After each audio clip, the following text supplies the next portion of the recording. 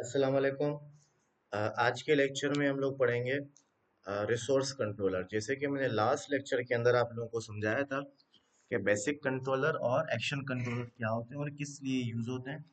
अच्छा, अब हम बात करेंगे रिसोर्स कंट्रोलर के बारे में। तो रिसोर्स कंट्रोलर बेसिकली हम लोग यूज करते हैं जब हमें क्राउड ऑपरेशन बनाना हो किसी भी फीचर का, तो उसके लिए हमारे पास रिसोर्स कंट्रोलर यूज होता है। तो को बेसिक कंट्रोलर के अंदर क्या था? बेसिक कंट्रोलर के अंदर एक ब्लैंक क्लास हमें हमारे पास आ जाता था, और सिंगल एक्शन कंट्रोलर के अंदर एक हमारे पास इन्वोक के नाम से फंक्शन बना हुआ आता था क्लास के अंदर, जिसको सिर्फ हम सिंगल एक्शन के लिए यूज करते थे। लेकिन जब हम रिसोर्स कंट्रोलर बनाते हैं तो रिसोर्स कंट्रोलर के अंदर हमारे पास जो क्लास होता है रिसोर्स कंट्रोलर का, उसके अंदर ऑटोमेटिकली तो तमाम फंक्शंस बन के आ जाते हैं जिनको हम क्राउड ऑपरेशन बनाने के लिए यूज करते हैं। तो चलिए सबसे पहले देखते हैं कि हम लोग रिसोर्स कंट्रोलर किस तरह से बनाते हैं, और रिसोर्स कंट्रोलर के लिए अगर हमें कोई राउट बनाना है तो राउट किस तरह से हम बनाएंगे। ठीक है, सबसे फर्स्ट हमें क्या करना पड़ेगा कंट्रोलर बनाने के लिए? PHP आर्टिशन मेक कंट्रोलर, जैसे हम नॉर्मल कंट्रोलर्स में यूज करते थे। और उसके बाद आपको अपनी मर्जी से कोई भी नाम देना है कंट्रोलर का। मोस्टली क्या होता है, फॉर एग्जांपल हम जो है ना किसी प्रोडक्ट्स के लिए बना रहे हैं या किसी लिस्ट के लिए, टू डू लिस्ट के लिए हम जो है ना कंट्रोलर बना रहे हैं, तो मैं इसको नाम देता हूँ टू डू लिस्ट। ठीक है, टू डू लिस्ट कंट्रोलर। ठीक है, उसके बाद रिसोर्स कंट्रोलर बनाने के लिए हमें क्या करना है? Minus minus resource, enter press करना है। ठीक है, एंटर प्रेस करेंगे, ये हमारे पास कंट्रोलर बन गया। और यहाँ पे हम देखेंगे कंट्रोलर वाले फोल्डर के अंदर यहाँ पे टू डू लिस्ट कंट्रोलर हमारे पास बन के आ गया। तो इस टू डू लिस्ट कंट्रोलर के अंदर आप देख सकते हो कि सबसे पहले हमारे पास क्या है? इंडेक्स है, जिसके अंदर हम लोग क्या करेंगे? डिस्प्ले है लिस्टिंग ऑफ रिसोर्स। ठीक है, यानी आपको जो आइटम्स, जैसे टू डू लिस्ट है तो पूरे की पूरे टू डू लिस्ट अगर आपको शो करवानी है तो उसके लिए यूज होगा। क्रिएट हम किस लिए यूज करते हैं? फॉर्म के लिए। For example to do list, एक नया लिस्ट या नया रिकॉर्ड इंसर्ट करने के लिए हमें फॉर्म की जरूरत होती है, तो उस फॉर्म को डिस्प्ले करने के लिए हम ये फंक्शन यूज करते हैं। ठीक है, तो इसी तरीके से हमारे पास देखो, डेटा अगर सेव करना है तो उसके लिए हमारे पास स्टोर के नाम से फंक्शन बन के आ गया। सिंगल रिकॉर्ड हमें शो करना है लिस्ट से, तो उसके लिए हमारे पास ये शो वाला फंक्शन आ गया है। अगर कोई भी रिकॉर्ड का एडिट पेज बनाना है तो उसके लिए हमारे पास एडिट का ऑप्शन आ गया। अपडेट करने के लिए अपडेट, और हमारे पास डिस्ट्रॉय डिलीट करने के लिए रिकॉर्ड को डिस्ट्रॉय का फंक्शन आ गया। ठीक है, अच्छा अब इसको मैं आपको दिखाता हूँ यहाँ पे। डॉक्यूमेंटेशन में जाता हूँ और डॉक्यूमेंटेशन से मैं आपको समझाता हूँ कि बेसिकली रिसोर्स कंट्रोलर का बेस्ट यूज क्या है। ठीक है, लारावेल डॉक्यूमेंटेशन। ठीक है, हम डॉक्यूमेंटेशन में आ गए, ये 11th वर्जन है। लेकिन जब आप 11th वर्जन में जाओगे तो वहां पे आपको 12 वर्जन का रेफरेंस ऑटोमेटिकली मिल जाएगा। ये देखो लारावेल 12 वर्जन। जस्ट आपको करना है क्या है, आपको जाना है यहाँ पे कंट्रोलर्स के अंदर। ठीक है, और कंट्रोलर्स के अंदर हमारे पास यहाँ पे क्या है? रिसोर्स कंट्रोलर आ रहा है। ये तो सबसे पहले हो गया कि बेसिकली आपने किस तरह से रिसोर्स कंट्रोलर बनाना है। ठीक है, अच्छा अब रिसोर्स कंट्रोलर बनाने के बाद हमें क्या करना है? राउट बनाना है। तो राउट के लिए हम लोग क्या यूज करते हैं? रिसोर्स यूज करते हैं। ठीक है, किस तरह से? यहाँ पे वेब पेज पे आएंगे, यहाँ पे हम लिखेंगे राउट, और यहाँ हम क्या देंगे? रिसोर्स। अब रिसोर्स क्या करेगा? ऑटोमेटिकली रिसोर्स जो है ऑटोमेटिकली हमें हमारे पास जितने भी फॉर एग्जांपल फंक्शंस थे रिसोर्स कंट्रोलर के अंदर, ऑटोमेटिकली उन सब का राउट बना के हमें दे देगा। मतलब कि देखो टू डू लिस्ट जो हमारे पास है, इसके अंदर हमारे पास तकरीबन 6 फंक्शंस हैं। ठीक है, 1 2 3 4 5 6 7, सॉरी 7 फंक्शंस हैं जो हम पूरा का पूरा क्राउड ऑपरेशन बनाने में हमें हेल्प करती है। अब रिसोर्स जो हमारे पास ये राउट है, इसका बनाने का फायदा ये है कि आप जस्ट सिर्फ एक सिंगल राउट बनाते हो और ऑटोमेटिकली इन तमाम फंक्शंस को एक्सेस कर सकते हो। किस तरह से, मैं आपको समझाता हूँ। फॉर एग्जांपल हमने टू डू लिस्ट के लिए क्या किया है? एक फंक्शन बनाना है, तो हमने यहाँ पे लिखा टू डू। ठीक है, कॉमा दिया। अब यहाँ पे हमें क्या करना है? कंट्रोलर का नाम लिखना है। ठीक है, तो कंट्रोलर का नाम कैसे लिखेंगे? जैसे हमारे पास था टू डू लिस्ट। ठीक है, ये रहा to do list controller colon colon class. Class, ठीक है। अब ये क्या हो गया, अब ये हो गया कि जो टू डू है इसको हम यूज करेंगे इन तमाम फंक्शन को एक्सेस करने के लिए, लेकिन किस तरह से, चलो यहाँ पे मैं आपको टेबल में समझाता हूँ। ये हमारे पास पूरा एक टेबल है, ठीक है, action handles by resource controller. अब फॉर एग्जांपल यहाँ पे हमारे पास क्या है, HTTP रिक्वेस्ट है, ठीक है, गेट, पोस्ट, पुट, फेच और डिलीट। और ये हमारे पास क्या है, यूआरएल्स है। अच्छा, यूआरएल क्या है, जैसे हम लोग अपनी मर्जी से राउट्स बनाते थे, ठीक है। फॉर एग्जांपल यहाँ पे क्या लिखा हुआ है, स्लैश देने के बाद जो राउट नेम हमने रखा है, अगर हम वो राउट नेम लिखेंगे तो कौन सा फंक्शन कॉल होगा, इंडेक्स वाला फंक्शन कॉल होगा, ठीक है। अगर राउट्स के साथ, राउट नेम के साथ स्लैश देके हम क्रिएट लिखेंगे तो इससे कौन सा फंक्शन कॉल होगा, इससे क्रिएट वाला फंक्शन कॉल होगा। चलो मैं आपको प्रैक्टिकल करके दिखाता हूँ। यहाँ पे हमने क्या लिखा है, टू डू लिखा है, ठीक है। तो सबसे पहले इसको रन करते हैं, PHP आर्टिसन सर्व, ठीक है। तो PHP आर्टिसन सर्व हमारे पास आ गया, इसको हम ओपन करेंगे ब्राउजर के अंदर। और सबसे पहले तो हमारे पास वेलकम पेज आएगा जो हमने लास्ट टाइम लिखा था। स्लैश देने के बाद मैं लिखता हूँ टू डू, ठीक है। टू डू मैंने लिखा, यहाँ पे अभी मेरे पास कुछ भी शो नहीं हो रहा, ठीक है। अब मुझे देखना है ये कौन से फंक्शन में जा रहा है, तो मैं आपको बता दूं कि जैसे ही आप डायरेक्टली टू डू लिखोगे तो आपके पास ये जो इंडेक्स वाला फंक्शन है ये कॉल होगा, ठीक है। तो यहाँ पे देखो मैं लिखता हूँ इको, मैं यहाँ पे लिखता हूँ H1, ये टैग, ठीक है। और इस टैग को मैं यहाँ पे क्लोज कर देता हूँ। और यहाँ पे हम लिखते हैं कि वेलकम टू इंडेक्स पेज, ठीक है। रिफ्रेश किया तो यहाँ पे देखो कहाँ पे आ गया, इंडेक्स पेज के अंदर आ गया। अच्छा, ये H1 नहीं है हमारे पास, अब ये H1 हो गया है, ठीक है, इंडेक्स वाली पेज के अंदर आ गया। फॉर एग्जांपल अब मुझे ये क्रिएट वाला जो फॉर्म है इसको कॉल करना है, तो इसके लिए मुझे क्या करना पड़ेगा, यहाँ पे स्लैश क्रिएट देना होगा, ठीक है। अब फॉर एग्जांपल मैं यहाँ पे एक वो बना देता हूँ फाइल, ठीक है। तो आपकी मर्जी है कि आप डायरेक्ट यूज करो, लेकिन नॉर्मली बेस्ट प्रैक्टिस ये होता है कि आप क्या करते हो, रिसोर्सेज के अंदर जाके, व्यू के अंदर जाके यहाँ पे अपना फोल्डर बना देते हो कि फ्रंट एंड है या बैक एंड है। तो यहाँ पे हम क्या करेंगे, मैं एक यहाँ पे एक फाइल बना देता हूँ, to do create dot blade dot PHP, ठीक है। और यहाँ पे मैं नॉर्मली दे देता हूँ यहाँ पे HTML5। तो यहाँ पे लिख देता हूँ टू डू लिस्ट क्रिएट या फॉर्म, ठीक है, insert form.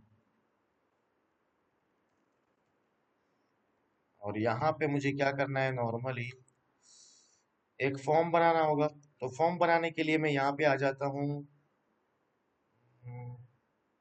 W3 school bootstrap form, ठीक है। ये मैं फॉर्म वाले चैप्टर के अंदर ले आएगा, यहाँ से हम कॉपी पेस्ट कर लेंगे, हमें लिखने की जरूरत भी नहीं पड़ेगी। तो यहाँ से मैं पूरा कोड उठा लेता हूँ, ठीक है, ताकि हमें फॉर्म बन के मिल जाए, फिर उसके अंदर हम एडिटिंग कर देंगे।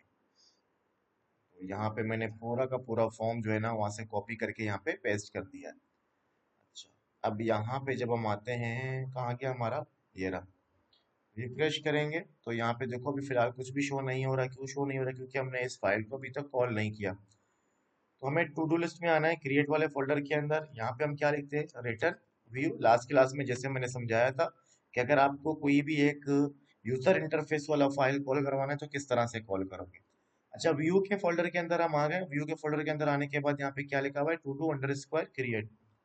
तो जस्ट आपको to do underscore create लिखना है, ठीक है। पूरा उसका नाम लिखोगे, ब्लैक डॉट PHP लिखने की जरूरत नहीं है। तो यहाँ पे हम रिफ्रेश करेंगे, रिफ्रेश करने के बाद हमारे पास यहाँ पे ये देखो आ गया।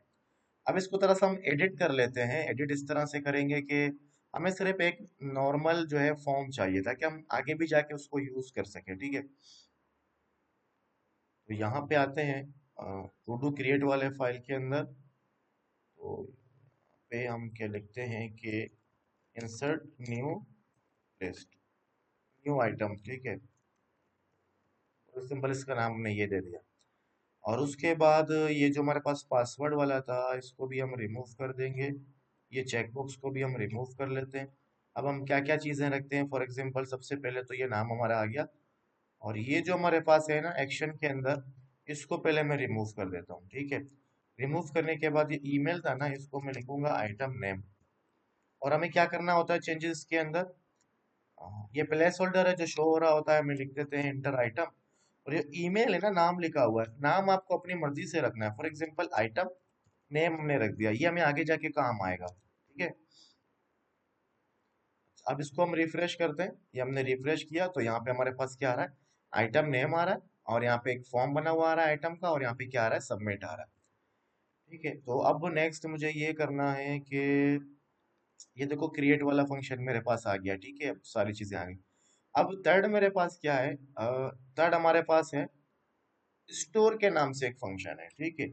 अभी स्टोर वाला जो फंक्शन है, ये बेसिकली कैसे यूज होगा, इसको यूज करने के लिए हमें HTML फॉर्म की जरूरत होगी। इसलिए मैंने क्या किया, क्रिएट वाले फंक्शन को एक्सेस करने के लिए मैंने HTML फॉर्म डायरेक्टली ओपन कर लिया, ठीक है। यहाँ पे हम आए, अब यहाँ पे कुछ सेटिंग्स हमें करनी है। फॉर एग्जाम्पल जब मैं आपको ये डॉक्यूमेंटेशन ओपन करके आपके सामने रखता हूँ, देखो मैंने लिखा PHP क्रिएट। अब देखो ये URL भी सेम है और ये URL भी सेम है, लेकिन इनमें डिफरेंस क्या है, ये गेट है और ये पोस्ट है। यानी अब डायरेक्टली URL पे जब वो टू डू लिस्ट जो हमने टू डू बनाया है, ये फॉर एग्जाम्पल ये जो टू डू लिखा है हमने, इसको डायरेक्ट जब हम यूआरएल पे एंटर करेंगे तो हमारे पास कौन सा आ रहा है, इंडेक्स वाला पेज डायरेक्टली ओपन होगा। यानी ये वाला जो हमारे पास फंक्शन है, ये डायरेक्ट ओपन होगा। जब हम इसको किसी फॉर्म के साथ और हमारा जो HTTP टाइप होगा, मेथड होगा रिक्वेस्ट का, वो पोस्ट होगा, तो हमारे पास डायरेक्टली कहाँ जाएगा, स्टोर पे। चले, अब मैं क्या करता हूँ, स्टोर वाला जो हमारा फंक्शन है उसको एक्सेस करके दिखाता हूँ आपको। उसको एक्सेस करने के लिए मैं क्या करना होगा, यहाँ पे मैं आऊंगा, जैसे ये हमारे पास क्या रिक्वेस्ट, ठीक है। ये रिक्वेस्ट वाला क्लास क्या काम करता है, फॉर्म से जो भी रिक्वेस्ट आपके पास आते हैं, उन तमाम रिक्वेस्ट को एक्सेस करने के लिए हमारे पास ये रिक्वेस्ट वाला कमांड यूज होता है। फॉर एग्जांपल ये हमारे पास फॉर्म था, इस फॉर्म के अंदर हमें क्या करना है, दो चीजें हमें लाजमी लिखनी है। एक लिखना है एक्शन। एक्शन के अंदर बेसिकली क्या होता है, एक्शन ये होता है कि कौन से राउट के अंदर हमें ये फॉर्म का डेटा सेंड करना है, ठीक है। अब मैं ये चाहता हूँ कि ये जो फॉर्म है इसका तमाम का तमाम डेटा यहाँ पे आए, ठीक है, इस फंक्शन के अंदर। तो उसके लिए मुझे क्या करना पड़ेगा, जैसे मैंने आपको बताया कि मैंने यहाँ पे टू डू लिखा है, तो उसके लिए मैं यहाँ पे डबल ब्रैकेट और URL, और इस URL के अंदर आपको क्या लिखना है, सिर्फ और सिर्फ टू डू लिखना है, ठीक है। अब इसका मेथड हमें क्या करना होगा, मेथड हम करेंगे पोस्ट। पोस्ट क्यों करेंगे मेथड, क्योंकि हमें स्टोर वाला फंक्शन एक्सेस करना है, और हमेशा जब आप फॉर्म से डेटा सेंड करते हो तो यहाँ पे मेथड टाइप पोस्ट जरूर करना होगा। क्यों, क्योंकि जब पोस्ट लिखते हैं तो हमारा डेटा हिडन होके जिस URL के अंदर हमें सेंड करना है वहां पे जाके इजीली सेंड हो जाएगा, ठीक है। तो यहाँ पे हमें क्या लिखा, मेथड पोस्ट। अच्छा, अब लारावेल ये बोलता है कि जब कभी भी आप वो फॉर्म यूज करो तो आपको क्या करना है, CSRF टोकन लाजमी यूज करना है।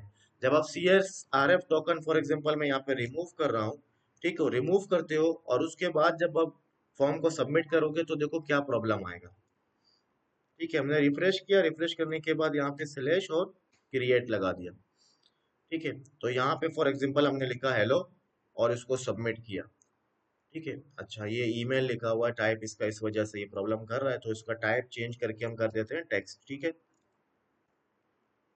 रिफ्रेश किया, यहाँ पे हमने हेलो लिखा, हेलो लिखने के बाद हमने जब सबमिट प्रेस किया तो यहाँ पे देखो क्या आ रहा है, 419 पेज एक्सपायर्ड। जब 419 का एरर आए फॉर्म सबमिट करने पे तो ये समझ लेना कि आपके पास क्या प्रॉब्लम आ रहा है, CSRF का टोकन आ रहा है, ठीक है। तो जैसे ही जहाँ पे फॉर्म आप ओपन करते हो, फॉर्म ओपन करने के फौरन बाद आप क्या करोगे, CSRF टोकन यहाँ पे लिखोगे, ठीक है। तो अब दोबारा से आप बैक जाओ, यहाँ पे क्रिएट वाले पेज को रिफ्रेश करो, यहाँ पे फॉर एग्जांपल आप लिख दो कोई भी आइटम, लैपटॉप हमने लिखा, सबमिट प्रेस किया तो यहाँ पे देखो कहाँ पे आ गए हम लोग, स्टोर वाले पेज के अंदर। अब किस तरह पता चलेगा स्टोर वाले पेज के अंदर आप आए हो, तो हम क्या करेंगे, नॉर्मली यहाँ पे कोई चीज हम इको करवा लेते हैं, ठीक है, echo welcome to store function. दोबारा यहाँ पे जाके हम रिफ्रेश करेंगे तो यहाँ पे देखो आ गया वेलकम टू स्टोर फंक्शन। अच्छा, यहाँ पे तो हम आ गए, लेकिन हमारा मकसद ये नहीं था कि स्टोर फंक्शन, मुझे ये सिखाना था कि किस तरह से हम आते हैं, वो तो हम आ गए इस पेज के अंदर। तो उसके साथ साथ अब एक और चीज भी मैं सिखाता हूँ आपको। फॉर एग्जाम्पल, ये जो हमारे पास रिक्वेस्ट है, इस रिक्वेस्ट के अंदर फॉर्म से कौन कौन सा डेटा हमारे पास आ रहा है, अगर मुझे वो सारी चीजें देखनी है तो उसके लिए हम क्या यूज करेंगे। उसके लिए सिंपली मैं यहाँ पे प्रिंट आर का फंक्शन यूज करूंगा। प्रिंट आर का फंक्शन बेसिकली हमारे पास यूज होता है एरे के अंदर अगर कोई भी डेटा है उसको देखने के लिए। तो यहाँ पे सबसे पहले हम रिक्वेस्ट लिखेंगे, ये जो हमारे पास ऑब्जेक्ट बना हुआ है, और उसके बाद हमें क्या करना है, यहाँ पे ऑल लाजमी लिखना है। ठीक है, और यहाँ पे हम लगा देंगे एग्जिट। एग्जिट का फंक्शन बेसिकली हम इसलिए यूज करते हैं, जहां पे एग्जिट आ गया उसके बाद कोई भी प्रोग्राम एग्जीक्यूट नहीं होगा। तो दोबारा से हम यहाँ पे क्रिएट वाले पेज के अंदर आ गए, और यहाँ पे मैं ये लिखता हूँ फॉर एग्जाम्पल चेक। सबमिट करेंगे। सबमिट करने के बाद यहाँ पे देखो हमारे पास क्या आ गया, ये हमारे पास टोकन आ गया, CSRF टोकन। ठीक है, इसकी बेस पे बेसिकली लारावेल वैलिडेट कर रहा होता है कि वाकई आपने लारावेल का ये फॉर्म यूज किया है, कहीं से कोई अटैक वगैरह तो नहीं हो रहा। उसके बाद देखो क्या लिखा हुआ आ रहा है, आइटम नेम। ये हमारे पास क्या है, basically item name. Item name हमारे फॉर्म का नाम है। ठीक है, ये जो फॉर्म का नाम हमने क्या रखा था, आइटम नेम। ठीक है, इस वजह से ये आइटम नेम आ रहा है। उसके बाद हमारे पास क्या आ रही है, वैल्यू। ये वैल्यू क्या है, ये वैल्यू हमने फॉर्म के अंदर लिखा था। देखो, कभी भी नेम चेंज नहीं होता, लेकिन वैल्यू जब भी हम चेंज करेंगे तो चेंज होता रहेगा। यहाँ पे मैं लिख देता हूँ लैपटॉप। सबमिट करते हैं। तो यहाँ पे देखो आइटम नेम तो सेम आ रहा है क्योंकि फॉर्म का नाम था। ठीक है, फॉर्म के अंदर एक टेक्स्ट फील्ड है जिसका नाम है आइटम नेम, और उसकी वैल्यू क्या है, लैपटॉप। तो यहाँ पे देखो स्टोर वाला फंक्शन भी हमने क्या कर दिया, एक्सेस कर लिया। ठीक है, तो इसी तरीके से हम क्या करेंगे आगे जाके, ये जितने भी हमारे पास जो है फंक्शंस हैं उनको हम एक्सेस करना सीखेंगे, जैसे डिस्प्ले दी स्पेसिफाइड रिसोर्स। ठीक है, तो यहाँ पे मैं क्या करूंगा, इको। और इको करने के बाद नॉर्मली जस्ट में ये जो आईडी के अंदर जो भी आईडी आएगा, यानी यूआरएल, ये क्या हमारे पास पैरामीटर है। जैसे हमने लास्ट क्लास में मैंने बताया था कि फंक्शंस के अंदर पैरामीटर किस तरह से लेते हैं। ठीक है, तो ये बेसिकली क्या है, पैरामीटर। अब शो वाले फंक्शन को अगर आपको एक्सेस करना है तो उसके लिए देखो क्या करना पड़ेगा, ये शो वाला फंक्शन है। इसने ये बताया कि आपको सबसे पहले जिस नाम से आपने रिसोर्स राउट बनाया है उस राउट का नाम लिखोगे स्लैश, और उसके बाद यहाँ पे क्या है, पैरामीटर। ठीक है, तो पैरामीटर में क्या देते हैं, हमारी मर्जी, नंबर दें या अल्फाबेट दें। ठीक है, A to Z कुछ भी दे सकते हैं। चलो यहाँ पे बताते हैं। टू डू लिखा स्लैश, और यहाँ पे फॉर एग्जांपल हमने 5 लिख दिया, तो यहाँ देखो 5 प्रिंट होके आ गया। ठीक है, तो यहाँ पे हेलो अगर लिखना है तो ये देखो हेलो लिख के आ गया। अब ये कौन सा फंक्शन है, ये हमारे पास शो वाला फंक्शन है। अगर आपको एडिट वाला फंक्शन एक्सेस करना है तो उसके लिए आपको क्या करना पड़ेगा, फॉर एग्जांपल मैंने यहाँ पे लिख दिया कि एडिट फंक्शन, ताकि हमें अंदाजा हो सके कि मतलब डिफरेंस पता चले शो और एडिट के अंदर, इसलिए मैंने यहाँ पे एडिट फंक्शन पहले लिख दिया क्योंकि दोनों में पैरामीटर देखो सेम है। अब अगर मुझे एडिट वाला फंक्शन एक्सेस करना है तो उसके लिए देखो क्या लिखा हुआ है। सबसे पहले आपको क्या करना है, जिस राउट से आपने रिसोर्स, जिस नाम से आपने रिसोर्स राउट बनाया वो नाम लिखोगे। उसके बाद आप पैरामीटर दोगे, और उसके बाद आपको क्या लिखना है, एडिट लिखना है। फॉर एग्जाम्पल ये जो हमारा था हेलो लिखा हुआ था, तो यहाँ पे स्लैश लिख के मैंने एडिट लिखा। एंटर प्रेस किया तो यहाँ पे देखो क्या लिखा, एडिट फंक्शन हेलो। ठीक है, तो स्पेस मैंने यहाँ पे नहीं दिया, स्पेस दूंगा तो यहाँ पे और क्लियरली आपको शो हो जाएगा। ठीक है, तो जब हेलो को हम चेंज करेंगे, 50 लिखा मैंने तो यहाँ पे क्या आ गया, 50 आ गया। ठीक है, तो इसी तरीके से अगर आपको अपडेट वाला फंक्शन यूज करना है तो इसके लिए हम लोग जो मेथड होगा हमारा होगा पुट या फिर फेच होगा। ठीक है, और जो डिस्ट्रॉय करना है, डिलीट करना है, तो उसके लिए हमें क्या करना पड़ेगा, डिलीट वाला मेथड यूज करना पड़ेगा। ठीक है, किस तरह से होंगे मैं नेक्स्ट क्लास में आपको समझाऊंगा, लेकिन यहाँ से भी आप समझ सकते हो। आपको जैसे को सिर्फ डेटा टाइप क्या रखना है अपना, जो आपका, सॉरी डेटा टाइप नहीं, मेथड जो आपका टाइप है वो रखना है पुट या फिर पेज। ठीक है, और यूआरएल आपको क्या देना है, जिस फंक्शन से आपने रिसोर्स कंट्रोलर बनाया वो नाम दोगे, और आप क्या करोगे, आईडी दोगे, तो अपडेट वाला बेसिकली फंक्शन कॉल होगा। डिलीट के लिए आपको क्या करना है, मेथड टाइप आपको डिलीट रखना होगा। फोटोज यानी आपको क्या करना है, जो उस नाम से आपने रिसोर्स राउट बनाया है उस नाम दोगे, और उसके बाद आपको पैरामीटर देना है। आप डिस्ट्रॉय वाले फंक्शन के अंदर आ जाओगे। तो जब हम क्राउड ऑपरेशन करेंगे तो उसमें हम ये सारे के सारे जो है ना यूज करेंगे। ठीक है, भाई अब क्या आपको ये लेक्चर समझ में आई होगी? अगर समझ ना आए तो आप मैसेज कर सकते हो, लेकिन वीडियो को लाजमी देखते रहना ताकि आपको आइडिया, सिर्फ वीडियो नहीं देखना है बल्कि आपको प्रैक्टिस भी लाजमी करना है, ताकि जो है ना आप अच्छे से प्रैक्टिस करो और इसकी तैयारी करो, ताकि आगे जाके जब हम आगे लेक्चर्स पढ़ेंगे तो आप इनको भूलना नहीं, ठीक है? जितने भी लेक्चर्स आपने पढ़े हैं आपको याद रखना लाजमी है। ठीक है, अल्लाह हाफिज़, इंशाल्लाह मिलते हैं नेक्स्ट वीडियो के अंदर।